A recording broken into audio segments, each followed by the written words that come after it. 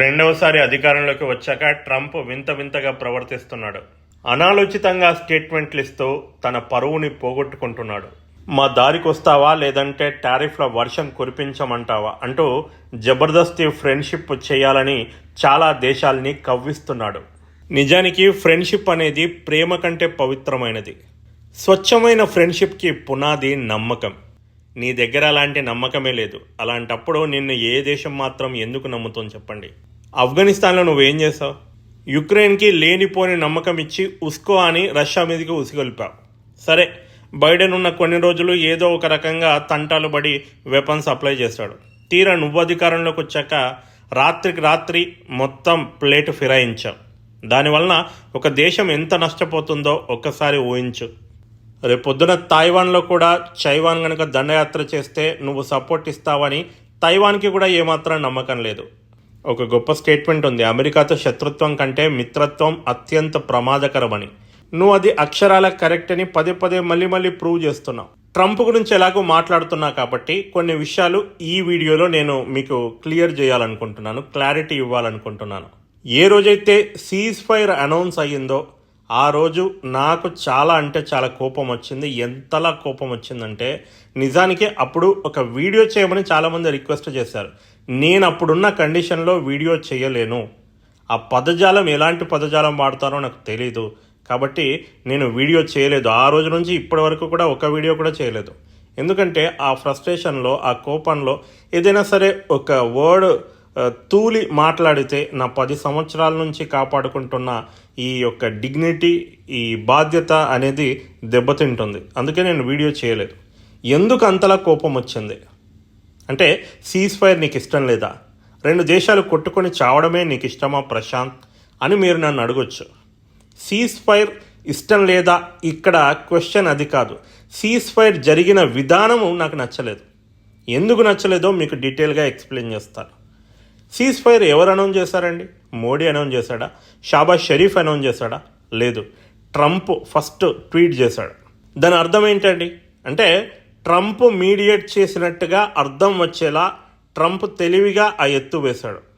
అంతేకాకుండా ట్వీట్లో ఏమన్నాడు, నేను సీజ్ ఫైర్ చేశాను ఈ 2 దేశాల మధ్య. సరే, నువ్వు సీజ్ ఫైర్ చేశానని అనౌన్స్ చేసావు, మరి ఆ ట్వీట్లో నువ్వు క్లియర్గా చెప్పొచ్చు కదా, ఏ దేశం నిన్ను ఫస్ట్ సంప్రదించింది మధ్యలోకి రమ్మని. చెప్పావా? చెప్పలేదు. దానివలన అంతర్జాతీయ పత్రికలకి, అంతర్జాతీయ న్యూస్ ఛానళ్ళకి ఒక ఛాన్స్ ఇచ్చినట్లయింది. CNN వాడైతే ఓపెన్గా క్లెయిమ్ చేస్తున్నాడు, భారత్ అమెరికాను పిలిచింది, సంప్రదించింది అని. అలాంటప్పుడు ఈ రూమర్ స్ప్రెడ్ కాకుండా ఏం చేయాలి? భారత్ నుండి ఇమీడియట్గా కౌంటర్ అటాక్ ఇవ్వాలి. ఎవరూ మీడియేట్ చేయలేదు, మేమే ఆ ప్రాబ్లమ్ని సాల్వ్ చేసుకున్నామని ఒక క్లారిటీ బయటకు ఇవ్వాల్సిందే. పాకిస్తాన్ ఎలాగూ అలాంటి క్లారిటీ ఇవ్వదు. ఎందుకంటే they are happy with the America మధ్యలోకి రావడం పాకిస్తాన్కి ఎప్పటి నుండి చాలా ఇష్టం. ఎందుకంటే మధ్యవర్తిత్వం వల్ల ఇప్పటి వరకు కూడా లాభపడింది ఎవరు అంటే పాకిస్తాన్. చాచా నెహ్రూ ఆ రోజు యునైటెడ్ నేషన్స్కి వెళ్ళడం వల్ల ఏమైంది? సగం కాశ్మీర్ ఇప్పటికీ కూడా పాకిస్తాన్ దగ్గరే ఉండిపోయింది. అప్పటి నుండి అంటే 1947 నుండి ఇప్పటి వరకు మళ్ళీ మనం 3వ దేశాన్ని మధ్యలోకి రానివ్వలేదు. అంత జాగ్రత్త తీసుకున్నాం.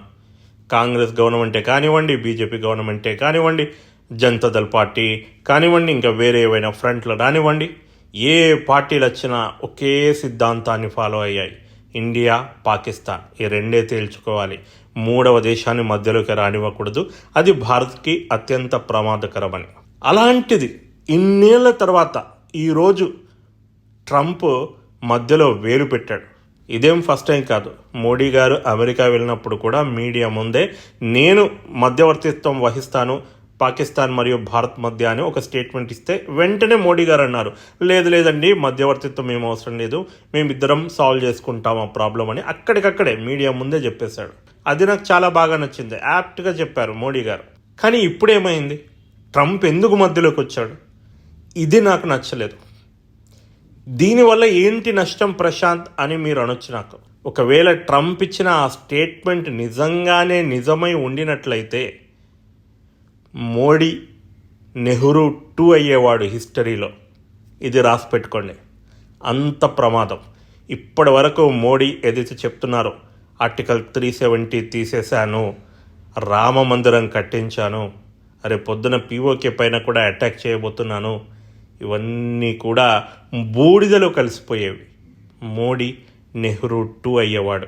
నేను చెప్పేది మీకు అర్థమవుతుందా? ఎంత ప్రమాదకరమైన స్టేట్మెంట్ ఇచ్చాడో ట్రంప్ ఆ రోజు. ఆ తర్వాత 3 రోజుల వరకు భారత్ నుంచి ఎలాంటి కౌంటర్ అటాక్ కూడా రాలేదు. అంటే 3 రోజుల పాటు ప్రపంచం మొత్తం కూడా ట్రంప్ చెప్పిందే నిజమని నమ్మేటట్లుగా వాతావరణం క్రియేట్ అయ్యింది. ట్రంప్ క్రియేట్ చేశాడు. భారత్ వేరే నాయకుడైతే, వేరే లీడర్ అయితే మేబీ ఇమ్మీడియట్గా కౌంటర్ అటాక్ ఇచ్చేవాళ్ళేమో. కానీ అమెరికా లాంటి ఒక శక్తివంతమైన దేశం, ఇప్పటికీ కూడా నెంబర్ 1గానే ఉంది, అలాంటి దేశ నాయకుడు స్టేట్మెంట్ ఇచ్చాడు. ఎలా కౌంటర్ అటాక్ చేయాలి అని తర్జన పడ్డట్లు ఈజీగా అర్థమవుతుంది. అక్కడ డిప్లొమాట్స్ చాలా మల్లగుల్లాలు పడ్డారు. ఎట్టకేలకి కాస్త వాతావరణం కూల్ అయ్యాక ఇండియన్ ఫారెన్ మినిస్ట్రీ నుంచి ఒక స్టేట్మెంట్ అయితే వచ్చింది. మా మధ్య ఎవరు కూడా మీడియేట్ చేయలేదు. అమెరికా నుంచి మాట్లాడే ప్రయత్నం జరిగితే సీజ్ ఫైర్ గురించి మేము ఒకటే మాట చెప్పాం. పాకిస్తాన్ ఆర్మీ నాయకుడు డైరెక్ట్గా మాకు ఫోన్ కలిపి మాట్లాడితే అప్పుడు మేము సీజ్ ఫైర్ గురించి మాట్లాడుతామని ఇండియా ఖరాఖండిగా చెప్పేసింది. ఎప్పుడైతే పాకిస్తాన్ ఆర్మీ పర్సన్ ఫోన్ చేసి మన ఆర్మీ పర్సన్తో మాట్లాడారో అప్పుడు సీజ్ ఫైర్ ఓకే అయ్యింది. అంతే తప్ప ఎక్కడ కూడా మధ్యవర్తిత్వం అయితే కాలేదు అని ఇండియా కుండబద్దలు కొట్టినట్లు చెప్పేసింది. ఆ తర్వాత ట్రంప్ మరొక బాంబు పేల్చాడు. ఏమన్నాడంటే, ఈ సీజ్ ఫైర్ రావడానికి నేనే ప్రధాన కారణం, అదేదో నేను వాళ్ళని రిక్వెస్ట్ చేసో బుజ్జగించో ఒప్పించలేదు, టారిఫ్లు విధిస్తాను అని భయపెట్టి బెదిరించి వాళ్ళని నా దారికి తెచ్చుకున్నాను అన్నట్టుగా స్టేట్మెంట్ ఇచ్చాడు. అంటే ఏంటి? మీరు గనక సీజ్ ఫైర్కి ఒప్పుకోకపోతే మీ పైన నేను శాంక్షన్స్ విధిస్తాను, అంటే ఆంక్షలు విధిస్తాను. ఆంక్షలు విధిస్తే ఏంటి? మన దేశం నుండి వేరే దేశానికి ఇంపోర్ట్స్ వెళ్ళవి, అదేవిధంగా వేరే దేశం వాళ్ళు మన దేశం నుండి కొనుగోలు చేయడానికి అడ్డంకులు ఏర్పడతాయి. ఎందుకంటే అమెరికా డాలర్ అనేది ప్రపంచం మొత్తం మీద కూడా ఆధిపత్యం చెలాయిస్తోంది. కాబట్టి అమెరికా శాంక్షన్స్ చాలా వరకు పవర్ఫుల్గా పనిచేస్తాయి. దీనిపైన నేను కాట్సా అనే ఒక వీడియోలో డీటెయిల్గా ఎక్స్ప్లెయిన్ చేశాను. మీకు ఒక క్లారిటీ రావాలంటే ఎందుకు అమెరికా ఆంక్షలు అంత పవర్ఫుల్ అని. ఆ వీడియో ఉందని అనుకుంటున్నాను, లేకపోతే త్వరలో నేను రీఅప్లోడ్ చేస్తాను. ఒక్క 15 days అట్లా నాకు టైం ఇవ్వండి, అన్ని వీడియోలు మీకు రీఅప్లోడ్ చేస్తాను. దాంతో ప్రజలు మరొకసారి కోపానికి గురయ్యారు. ఏంటి, అమెరికా వాడు బెదిరిస్తే మనం బెదిరిపోతామా? వాడు శాంక్షన్స్ విధిస్తా అంటే మనం సీజ్ ఫైర్కి ఒప్పుకున్నామా అని మళ్ళీ ఒక రకమైనటువంటి అపోహలు క్రియేట్ చేశాడు ట్రంప్. కానీ ఈసారి భారత్ వెంటనే కౌంటర్ అటాక్ ఇచ్చింది. ఆ కాలంలో మా మధ్య అసలు ట్రేడ్కి సంబంధించినటువంటి ఎలాంటి చర్చలు జరగలేదు. ఓన్లీ పాకిస్తాన్ ఇష్యూ పైన వాళ్ళు మాతో సంప్రదించారు, మేము పాకిస్తాన్ని డైరెక్ట్గా కలవమని చెప్పాం. అంతే తప్ప ట్రేడ్, అసలు శాంక్షన్స్ ఇలాంటి అసలు ఆ వర్డ్సే రాలేవు, ఆ పదాలే రాలేవు, ఆ డిస్కషనే రాలేదు అని మన ఫారెన్ మినిస్ట్రీ కుండ బద్దలు కొట్టినట్లు చెప్పేశారు. దాంతో పోయిందిగా పరువు, ట్రంప్ పరువు పోయిందిగా. ఇక ఆ తర్వాత ఈరోజు తాజా గొడవ. ట్రంప్ ఏమంటాడంటే, భారత్తో మేము టారిఫ్లు కుదుర్చుకోవడానికి శతవిధాల ప్రయత్నిస్తున్నాము, ఒక డీల్ మాట్లాడుతున్నామేమో. ఎంతలా అది సక్సెస్ఫుల్ అంటే భారత్ అమెరికాపై విధించిన టారిఫ్స్ మొత్తం కూడా తీసేస్తుంది. అంటే 0% టారిఫ్స్ విధిస్తుంది. అంటే ఏంటి? అమెరికా నుంచి ఏ ప్రోడక్ట్ భారత్లోకి వచ్చినా దానిపైన ఎలాంటి సుంకము ఉండదు, ట్యాక్స్ ఫ్రీ ట్రేడ్ లాగా బంపర్ డీల్ ఒకటి కుదుర్చుకుంటున్నామని చెప్పి ట్రంప్ ఒక ఇంటర్వ్యూలో చెప్పాడు. దాంతో మళ్ళీ డిప్లొమాట్స్, మీడియా అందరూ పరేషాన్ అయిపోయారు. అదేంటి, ఒక దేశము వేరొక దేశం ఇచ్చే ప్రోడక్ట్స్ పైన 0% టారిఫ్స్ ఎట్లా విధిస్తుంది? దానివల్ల భారత్కి ఎంత నష్టం కలుగుతుంది? ఏంటా డీలు? ఏంటా సర్ప్రైజ్ డీలు? ఆ డీల్లో ఏముంది? అంతలా భారత్కి అమెరికా ఏం ఆఫర్ ఇచ్చింది? ఇలా ఎన్నో ప్రశ్నలు. ఎట్టకేలకి కొంతమంది మీడియా పర్సన్స్ జయశంకర్ గారిని పట్టుకొని అడిగేశారు. మొత్తానికైతే ట్రంప్ ఇలా అంటున్నాడు, 0% టారిఫ్స్ విధించే ఒక డీల్ ఉందట, అంతలా ఏముంది, ఏం మాట్లాడుకున్నారు అని మీడియా జయశంకర్ గారిని అడిగింది. దీనికి జయశంకర్ గారు అన్నారు, అది చాలా దూరం ఉందయ్యా, అది ఇంకా కొనలేదు, కొత్తిమీర లేదు, జస్ట్ ఏదో చిన్న మాటలు మాట్లాడామంటే ఓ లాంగ్ డిస్టెన్స్, అంటే చాలా పెద్ద దూరం ఉంది ఆ కథ. కాబట్టి ఇప్పుడే దాని గురించి మాట్లాడడం అది ప్రీమెచ్యూర్ అవుతుంది. అంటే ఏంటి, మెచ్యూరిటీ లేకుండా అప్పుడే ఇగో ఇలా అందుకోగానే ఇగో చేసేస్తున్నా అని బయటకు చెప్తారు కదా కొంతమంది, అలాంటిదన్నమాట. ఏదైనా సరే మొత్తం జరిగినాక చెప్పాలా అని ట్రంప్ గాలి మొత్తం తీసేశాడు జయశంకర్ గారు. జయశంకర్ గారు ఎగ్జాక్ట్గా వాడిన పదజాలం చెప్తాను మీకు.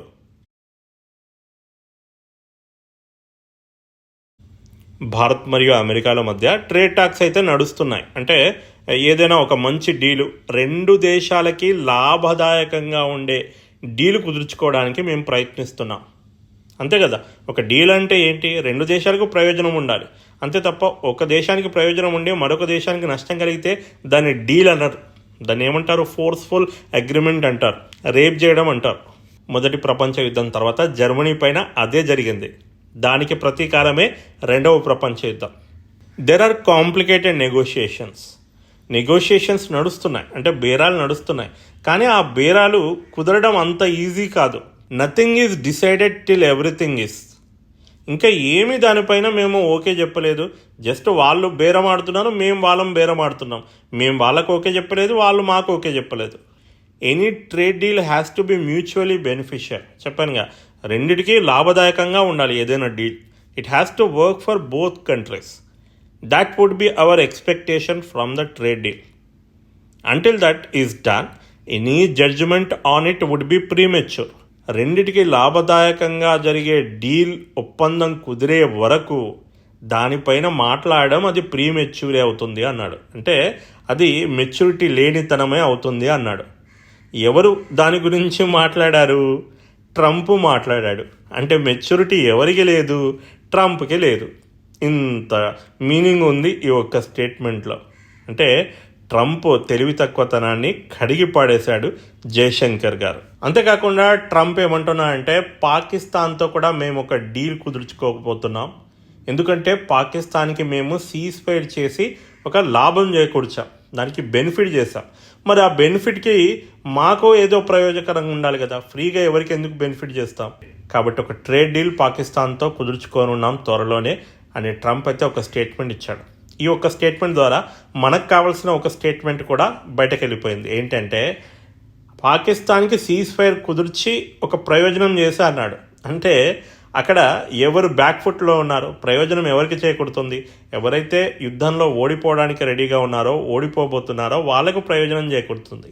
కోపం ఎవరికి వచ్చింది? ఇండియన్స్ కోపం వచ్చింది. ఎందుకు వచ్చింది అంటే ఇండియన్స్ ఆర్ పవర్ఫుల్, అక్కడ స్ట్రెంగ్త్గా ఉన్నారు, వాళ్ళు గెలిచే పొజిషన్లో ఉన్నారు కాబట్టి వాళ్ళకు కోపం వచ్చింది. కానీ ఓడిపోయేవాడు సంతోషపడతాడు, ఎందుకంటే సీజ్ ఫైర్ కావడం వల్ల వాడికి లాభం కాబట్టి. అందుకే వాళ్ళు విక్టరీ డే జరుపుకుంటున్నారు. ఎందుకు జరుపుకుంటున్నారంటే అబ్బా జర్రుంటే చచ్చిపోయేటోళ్ళని రా, కరెక్ట్ టైంలో సీజ్ ఫైర్ పడ్డది అని దే ఆర్ వెరీ హ్యాపీ. ఓడిపోయేవాడే ఎప్పుడైనా సంబరాలు జరుపుకుంటాడు సీజ్ ఫైర్ తర్వాత. గెలిచేవాడు అర్రే ఇంకొన్ని రోజులు జరుగుంటే ఏసి పడేసేటోళ్ళం అనుకుంటాడు. I'm using trade to settle scores and make peace. ట్రేడ్ని నేను ముందరుంచి పీస్ని స్థాపింపజేస్తున్నా అంటున్నాడు ట్రంప్. తెలివి తక్కువడివా నువ్వు, ఏందో నాకేం అర్థమవుతలేదు. ఇప్పుడు నువ్వు ఎగురుతున్నావు కావచ్చు, ఏదో ఒక రోజు ఒక వీక్ మూమెంట్లో దొరుకుతావు. అప్పుడు ఈ దేశాలన్నీ కలిసి నిన్ను రేప్ చేస్తాయి, నీ దేశాన్ని రేప్ చేస్తాయి. కాబట్టి పరిస్థితి అక్కడి వరకు రాకుండా జాగ్రత్త పడు. నువ్వు జాగ్రత్త పడు, నీ దేశాన్ని జాగ్రత్త పరచు. ఒక దేశ నాయకుడిగా ఇది నీ బాధ్యత. ఫ్రెండ్స్, ఆర్ఎం ప్రపంచంలో ఇలాంటి వీడియోస్ మరిన్ని వస్తాయి కాబట్టి ఛానల్ని వెంటనే సబ్స్క్రైబ్ చేసుకోండి. నోటిఫికేషన్స్ కోసం బెల్ ఐకాన్ ప్రెస్ చేయండి. ఇది వీడియో. మరో వీడియోతో మళ్ళీ కలుద్దాం. This is Prashant signing off. Bye bye and take care. Jai Hind. Vande Mataram.